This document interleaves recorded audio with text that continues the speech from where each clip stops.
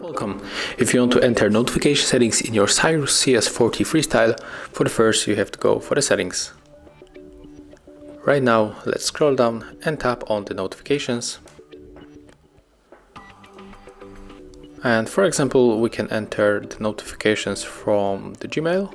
So click here, and as you can see, we got three options. We can block all of the notifications, we can only show the silently, or just override to do not disturb. So you can select one of the following options, maybe this one. And when we go back, we can click on the settings icon and also manage the notifications on the lock screen. So this is how it looks. Thank you guys for watching. Leave thumbs ups, comments and subscribe to our channel.